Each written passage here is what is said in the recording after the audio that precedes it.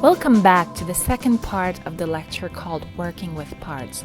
Today we are going to cover this topic in even more detail. We ended up by saying that it's often helpful to introduce your clients to the idea of these different parts of personality that people have before you go deeper into the intervention. And we showed that a smooth way of getting to an intervention that involves the parts might consist of explaining to the client why these parts are born and maybe telling them some kind of story, such as the Golden Buddha story that was part of the very last excerpt in the Working with Parts 1 lecture. I would like to make working with parts as easy and understandable for you as possible, which is why I dechunked the process into several steps. Let me now walk you through those steps. Working with parts generally consists of 3 stages or 3 steps. Number 1, eliciting the parts. Number 2, dialoguing with the parts. And number 3, integrating the parts. Now bear in mind that this will probably not happen in one session, and then you will most likely need to spread this work a little bit. Let's go to step 1. When I talk about eliciting parts, I specifically mean eliciting what we call the real self and the wounded self. And I want to give you the permission to call these 2 parts whatever feels the most appropriate to you or your clients. Some people prefer the true self instead of the real self. Some like to talk about the ego rather than the wounded self. Whatever the labels, just make sure that your client knows what you're talking about and that they get the concept behind these 2 parts. In a moment, you will be able to listen to an example of eliciting the real self. Just identifying the real self can be an intervention in and of itself when, for instance, we want to help our client make a decision. So we connect them with this empowered part of them and ask what that part would do. And you might not even need to go to the wounded self because the client has found enough resources to move on. For the purposes of this lecture, though, we will treat this piece as part of a bigger whole. Well, Janet, I want you to take a couple of deep breaths. Just close your eyes with me. Just close your eyes for a minute. Just take some nice deep breaths. And I just want you to breathe really nice and slow and gently, right the deepest place inside your lungs. Breathe right down to that deepest place. And just let your shoulders relax. And I want you to think back to a time in your life when you were so happy. I want you to just remember a certain day that you remember was a happy day. It might have been the day Jennifer was first born and the doctors laid her on your chest. It could have been the first day Jessica was born, or both those days. I just want you to feel the feeling of love. Just feel that kind of happiness inside of you. Or maybe the day you got together with Steve. Whatever, just a happy memory. Can you remember something? Yep. And can you breathe in that feeling? Yeah, and did they make you smile? Did they make you happy? Yep. And do you feel the feeling of happiness inside you right now? Stay in that place. Don't get up into your head. Stay down in your body.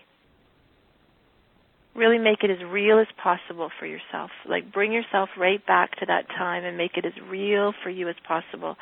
Where were you? What was going on? How did you feel? What kind of emotions did you feel?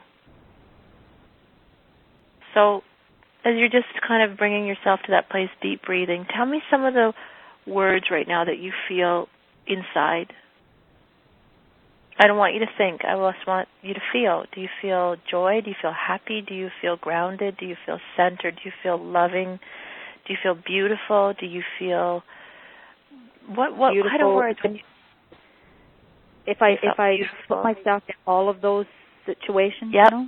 Each one where Jennifer and Jessica, I feel loving, like I'm ready to, like I'm going to be an awesome mother, It's new. It's and with in my first time with Steve, my first our first date, I feel beautiful, like we're going to be together forever and loved and loving and, all of those things. Yes, so stay with it. Don't just say all of those things. Beautiful, loving, loved, excited, hopeful. joy, especially with the girls, you know. Yeah. So you had this beautiful, loving, loved, hopeful, joyous, excited feeling. Just continue breathing in that feeling. Stay in that place because your brain wants to keep taking over and bring you back up into your thinking. I want you to keep your eyes closed, breathing in that, just that feeling. I want you to remember what it feels like to feel beautiful and loved and joyous and filled with hope and excitement for your future. Just breathe into that place because that's the real you. Right there is the real Janet.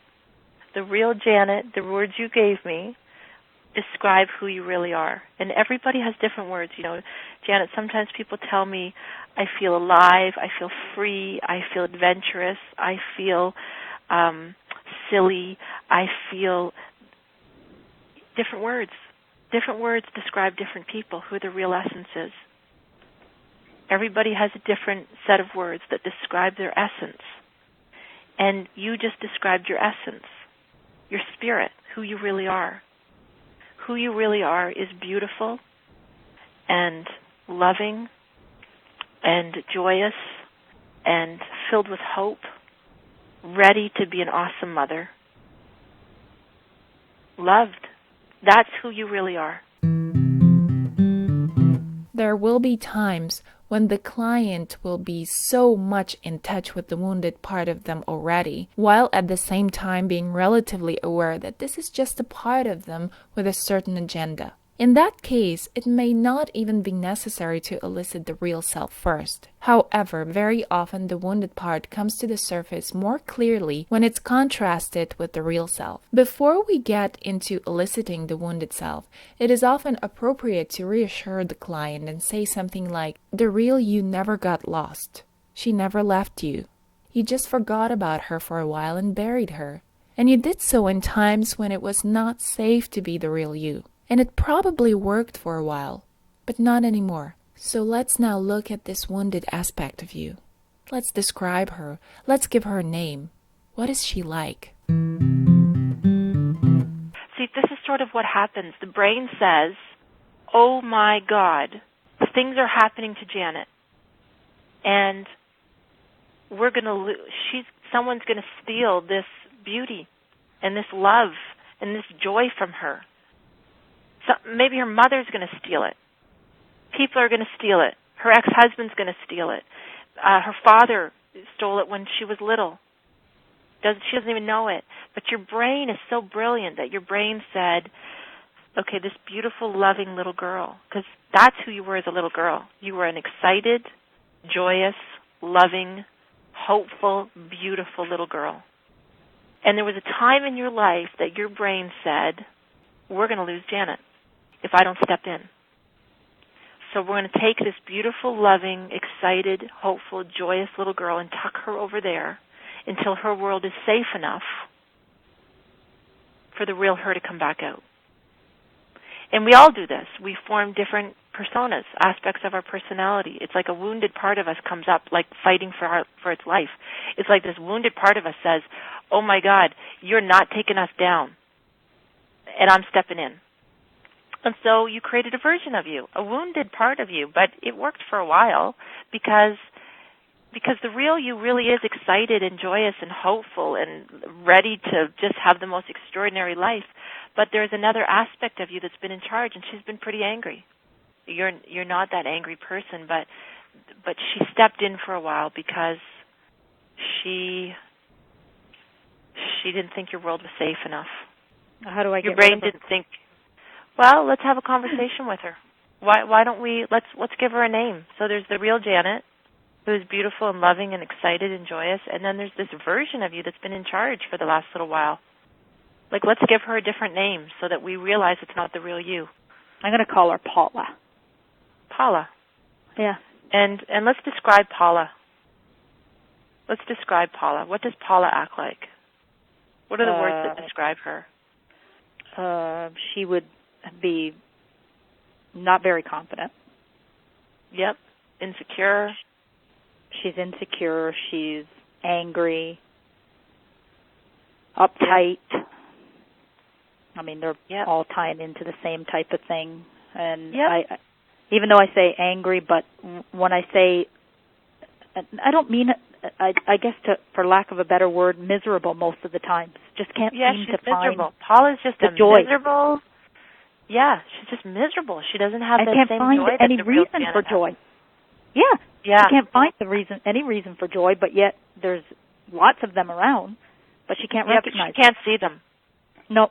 Because that's not her job. That's Janet. Janet does that. Janet sees all the joy, and she sees the love, and she's so beautiful. So let's imagine. So Paula now, you got Paula that's been in charge too much of the time. Not all the time, but too much of the time, Paula. Yeah, a lot. Yeah. Paula's been in charge. And so Paula's insecure, and she's miserable, and she's just, she's going to grow into this crotchety old crabby woman if we don't get rid of her soon. Yeah, and Janet's not going to like it because Janet has a goal to be this hot 60-year-old woman. Right. Paula's going to have a problem with it. Sometimes the wounded part you help your client elicit does not look like a younger version of them, but rather like someone else entirely. In the next audio, you will hear a client whose wounded self looked and sounded just like her grandma. So you can start to have a dialogue. So before we get to the job, and we still have, the good news is we still have 25 minutes on this call, so we're going to have a lot figured out. Let's imagine for a minute we have this little old lady, and she is actually very afraid. Mm-hmm. And she's just really afraid that you were not going to have enough money, that she doesn't want you to ever be poor, because she probably maybe saw some poverty. Yes.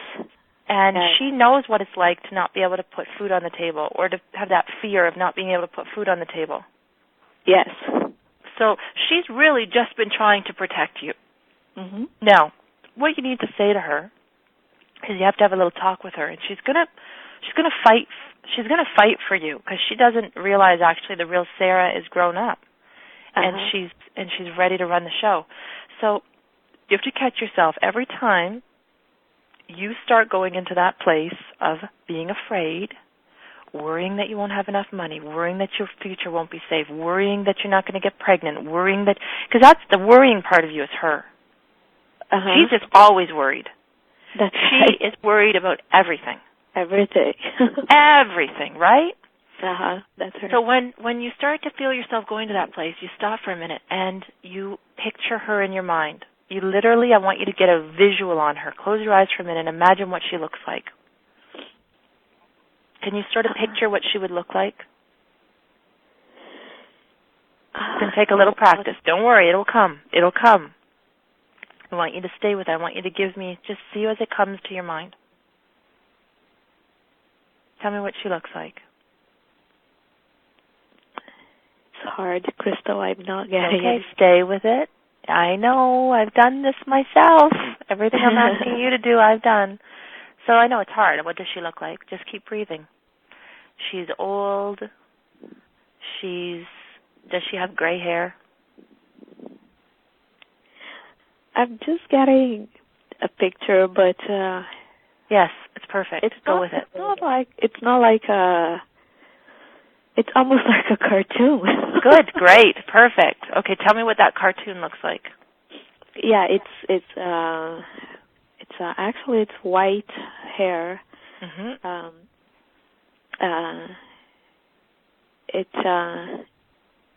It's a chubby lady. Mm-hmm. And it has those, now I don't know the name, but one of those things used in the kitchen to an apron? No. It's a utensil that you use in the old days. Yes. Okay, so you can see her. She's this old chubby lady with white hair. She's got her little spoon or whatever she's got in her hand there. She's got something from the kitchen. Yes. And what she's saying to you, Sarah, do you know what it was like for me? We didn't have enough food. We didn't have enough money. You finally have the chance to have a career. Yeah, you have a chance to make money. You have a chance to be different. You have a chance to be independent. You don't need to be dependent on a man. Sarah, I just want to make sure that you don't have a life like I had, just having babies. That's right. You don't want to just grow up, get pregnant, and take care of a man your whole life and children. It's not what you want. You want to make money. You want to have money in the bank. You want to be financially secure. You want to be independent. Yeah, and then there was also a talk as a teenager saying, you don't ever get pregnant. You don't ever get pregnant. Yeah, because that would be such a terrible thing if you got pregnant. Exactly. Okay, so now you have, which is really great, is that you can realize she's terrified, and she doesn't actually get, now you're 35 and it's okay to get pregnant. Yeah. But in her mind, it's about being responsible, being a good girl, making your family proud, having money, doing everything right.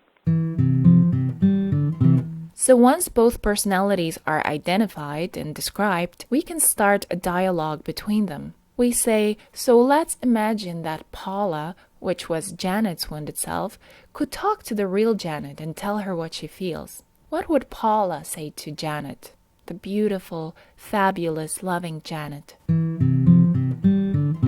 Yeah, so let's talk about this. So let's imagine for a minute that Paula could talk to the real Janet. Paula could tell Janet what she feels. What would Paula say to the real Janet, this beautiful, fabulous, gorgeous, loving, excited, happy, hopeful, joyous woman? What do you think Paula would say to the real you?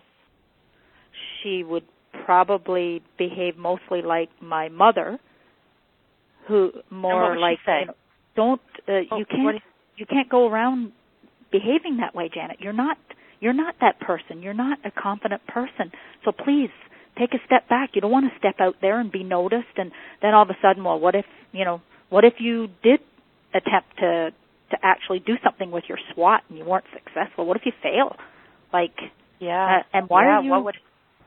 Why are you bothering with going to the gym? You're never going to have the body that you want, and being healthy. Because Paula doesn't know. Yeah, and Paula doesn't know who you really are, though. Paula doesn't know who you really are. And Janet's been sort of, she's let Paula take over. Because it was easier. Yeah, so what do you think Janet would maybe say back to Paula? That just the real Janet, that really beautiful, loving, excited, hopeful, joyous version of you, the real you. What do you think she would say back to this angry, upset, uptight Paula? I think she would say, we can do this. Yep.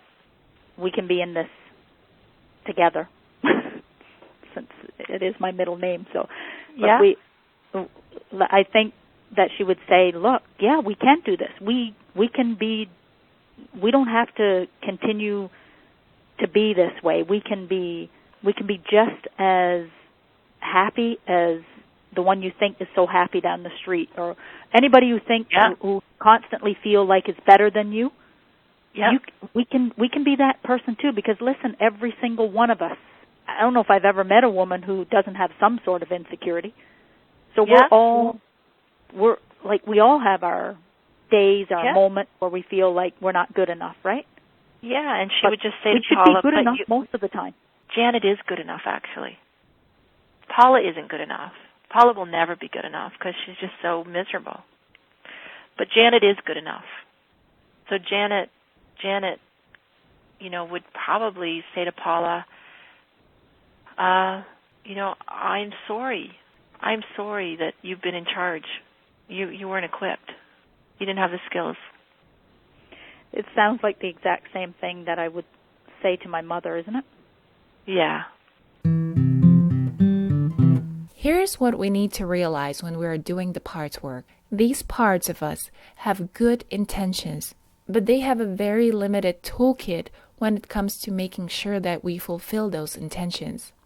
And this toolkit is limited because it's usually age appropriate. Age appropriate in reference to when this part of us was born and how old it is. Like we said, our parts are often younger versions of ourselves. And even if they're not, their outlook is usually still limited, for instance, by the era they lived in, just like the grandma of the client Sarah. Because this part is stuck in a time and situation when our safety and integrity were being compromised, their main focus of interest usually becomes keeping us safe and protected in some way. But clients usually don't know this and feel like there's a constant struggle going on inside them. They feel like they have to fight this part, tame it, ignore it, or hide it. As you may have guessed, none of this works. It is therefore very useful to help the client recognize the positive intentions this part has for them so that this struggle can finally stop. This dialoguing between different parts of your client can happen either during the session when it's facilitated exclusively by you, but it can result into giving the client the assignment of continuing this dialogue as part of their journaling practice, just as you will hear in the next excerpt. Do you remember when we did that coaching call last time and you said your ego is about an 18-year-old girl? She's so insecure and so angry and so uptight and so miserable. And I think you named her Paula. Yep. I think that's the name you gave her.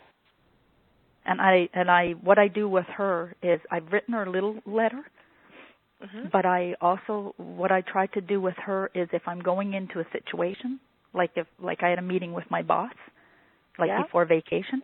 So I said to her when I was driving to work that day, I said, I think you should go away for the weekend now. You need to, I can deal with this today. And you go away, you have a good time on the weekend and stuff. Oh my God, I was just so thrilled with the way I handled the situation. Perfect. Perfect. So that's what I do. That's what I'm doing with her. Are you ready to let Paula go completely? No, I don't think so. Why? I've written her a letter for her to go away because I want her to go to university. I want her to go off to university and why can't she? What is it she thinks she has to do? Why can't she leave and go off to university and travel and have fun and be an 18-year-old? Why? Why has she still got to stay here? Because her stupid 44-year-old equivalent is just not ready. Yeah, that's her talking. That wasn't the 44-year-old. That's her talking. She thinks you're not ready. I'm going to guarantee you are ready. You are ready. She's not ready, and she doesn't want to let go of you. She loves you. She's afraid. Paula's afraid to go off to university and get happy. And what about the 44-year-old? Is she afraid to get happy too? No. She is so ready. Janet is ready to be happy, or she wouldn't be on this coaching call with me. She couldn't be. And Janet has been trying so hard to make sure this call happened in the last 2 days. Even though I didn't feel like I did the right stuff with the letter, but it's working out There's great. your laugh. You know what that laugh just told me? That's the truth. Janet wants to be happy. Janet knows she deserves to be happy. Janet is so ready to be happy. But she has a very insecure, angry, uptight, miserable little ego. She has this miserable ego that says, "No, I don't want. No, I don't want you to let go of me. I'm running the show here, Janet." And Janet maybe is going to have to get a little firmer because Janet is so lovely and so happy and so kind. The real Janet is so.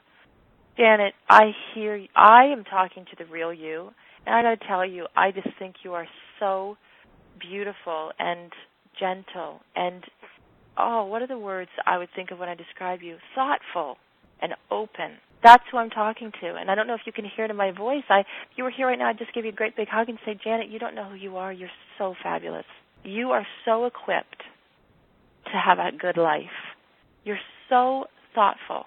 You're so compassionate. You're so caring of your mom and your dad, even though Paula's angry at them, but the real you're so loving. You really just want to have a good life, and you want your children to be happy, and you want your parents to be happy, and you just really want everyone to be happy. But you have this little wounded part of you that is fighting for her life. She thinks you're not ready. Paula thinks, no. What would happen if Janet ran the show? What does Paula think is going to happen if you ran the show? What is she so afraid of? I don't know. I think I guess I'm speaking for Paula now when I think that somehow she's afraid for Janet to be happy. What does happiness bring, you know? Why? Why do you think she's afraid for Janet to be happy? I don't know. No, stay with it. Let Paula's a pretty angry uptight, so that's why she doesn't want to talk. When I hear you say, I don't know, I know that's Paula.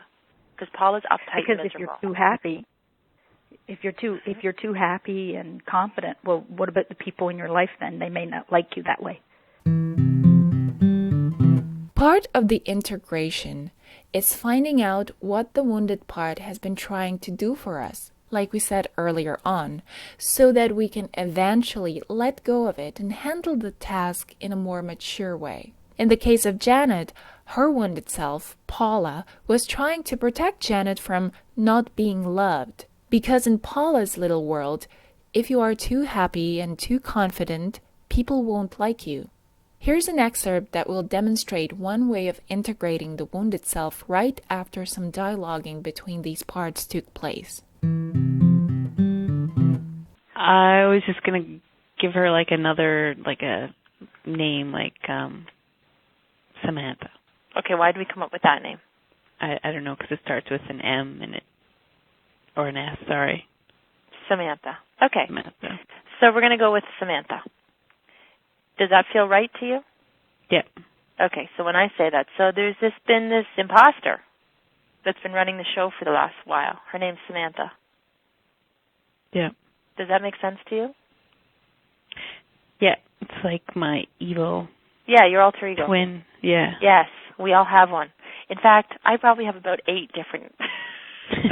I have Party Girl Crystal, I have Saint Crystal, I have Sinner Crystal, I have Mother Crystal, I have the real Crystal. You know, I have all these versions of me. I can be the most divine, holy. My husband sometimes says I'm a saint, and then I think, if only you knew the things I've done in my life. I've been a wild woman. So we have all these versions of us, right? Yeah. And so right now Samantha is sort of this version of you that's taken over to, she thinks, protect you. She really thinks she's protecting Sally. Do you get that? Yeah. Like, do you think Samantha, I know you call her like the alter ego, the evil, but let's really think about Sally's personality. What's Sally's personality like? I mean, not Sally, Samantha's personality. Samantha? Yeah. She's just really quiet, and everyone thinks she's very standoffish. Thinks that she's like the bouncer, I guess. She's like a bouncer. Yeah, like keeping everybody. Oh yes, from at the having bar. Fun, sort of. Yes. Right. What does she do? She keeps everybody from like having fun, or like everyone could be having fun around her, but she doesn't. She's not participating. Yes. She's an observer. Yeah. She observes everyone. She's a very serious observer. Yes. And she is seriously observing everybody, but she doesn't engage. Right. Right. And so let's imagine just for a minute. So let's imagine, I want you to pretend for a minute that Sally, the real you, the loving, wonderful, nurturing, expressive, affectionate, loving, compassionate you, the real you. Yeah. The real you that didn't get hurt, the real you that if you'd been grown up in a home with parents that loved you and kissed you every day and told you they loved you and tickled your back, and that you could have grown up to become. Right. We're not mad at your parents. It is what it is. Right. But let's just imagine you were born in a different house, had a different situation, and the real you was able to really be nurtured. Mm-hmm. And maybe it's nothing to do with your parents. Maybe it had to do with that mean girl in grade 3. Maybe it had to do, I don't want to put your parents down. I'm not saying it's because your parents didn't do a good job or they did or they didn't. I'm just saying, let's just imagine that the real Sally was really able to be nurtured, and she was able to talk to Samantha. She was able to talk to this girl, this woman, this 42-year-old woman who's here's the reality. I don't really think Samantha's 42. I don't think Samantha's 42. How old do you think Samantha is? Well, probably adolescent. Yeah, like how old do you think? Let's give her an age. Like 13. Yeah, I would totally feel that. Samantha's about 13. And it's when she moved back to that town. Mm-hmm. Samantha really came out, right? Yeah. Mm-hmm. So I want you to realize that Samantha, a 13-year-old, is the person that's making love. The 13-year-old is who's uncomfortable hugging. Mm-hmm. The 13-year-old is uncomfortable being affectionate. The 13-year-old is uncomfortable with, how old is Adam? He's 42.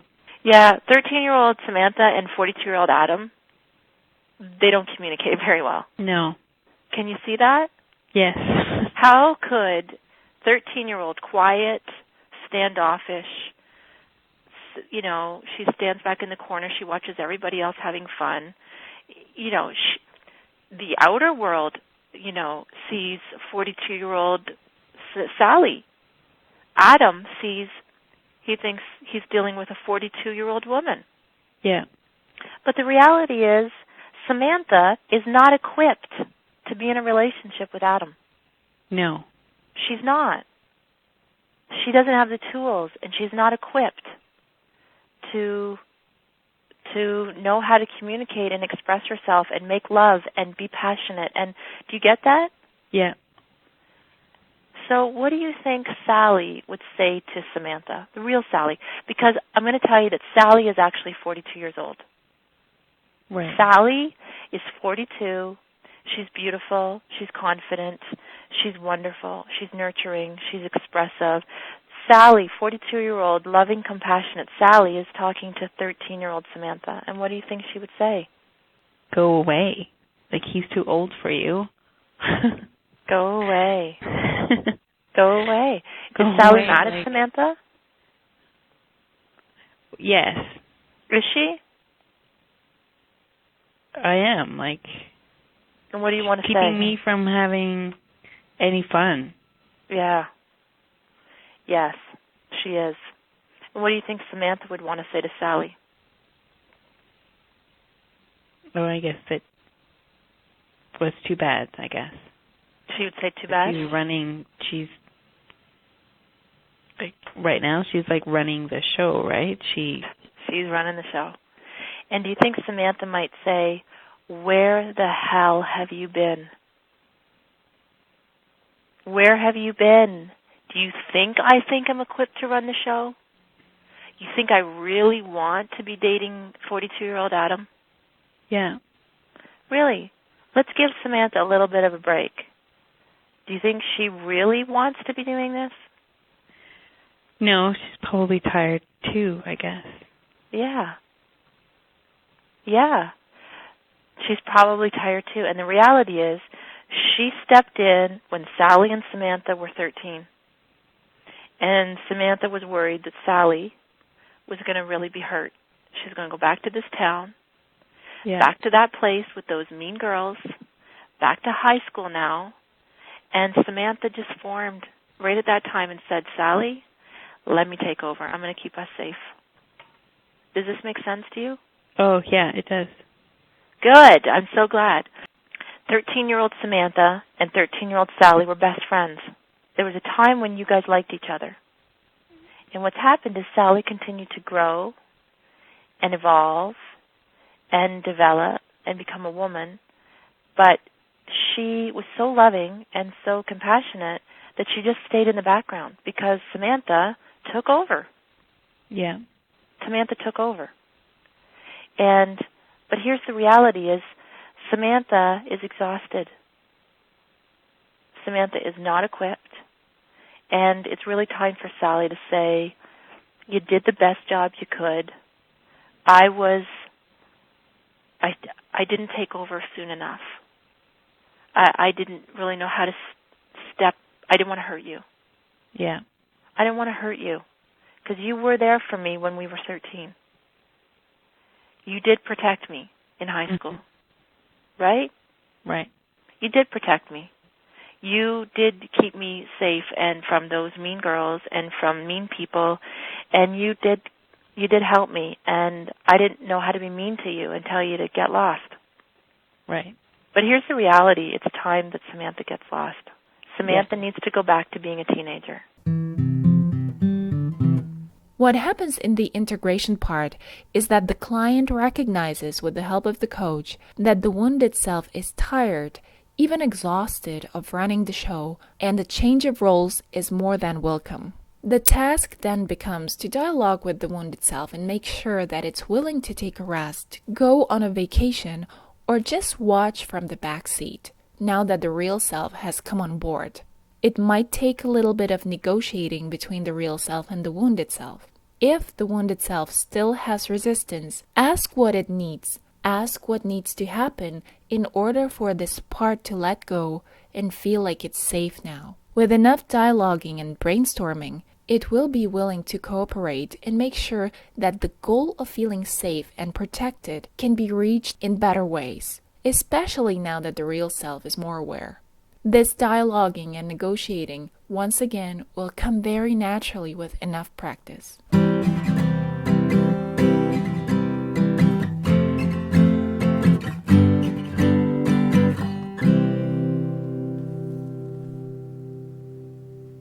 Working with parts is a very universal and wildly applicable intervention. It gives relief to the most disempowered clients, and it boosts the resources of those that already are in a fairly good place. So, I hope the material covered in these 2 lectures will make it easier for you to absorb how we work with parts. You will have to try this out in practice, but with everything that we have covered so far, you should be good to go. Until next time, bye-bye.